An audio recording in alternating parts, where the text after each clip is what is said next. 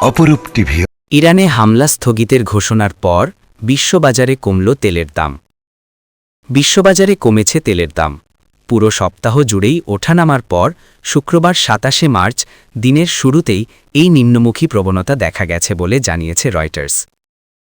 তেলের দাম কমার পেছনে প্রধান কারণ হিসাবে ধরা হচ্ছে মার্কিন প্রেসিডেন্ট ডোনাল্ড ট্রাম্পের ইরানে হামলা স্থগিতের ঘোষণা। তিনি ঘোষণা দিয়েছেন ইরানের জ্বালানি স্থাপনায় হামলা ১০ দিনের জন্য স্থগিত রাখবেন। এতে বাজারে কিছুটা স্বস্তি ফিরেছে।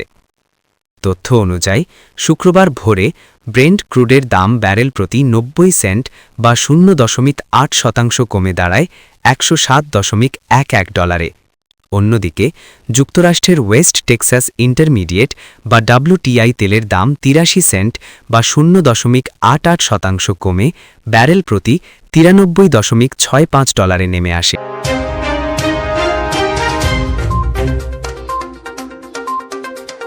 অপরূপ টিভি অনলাইন।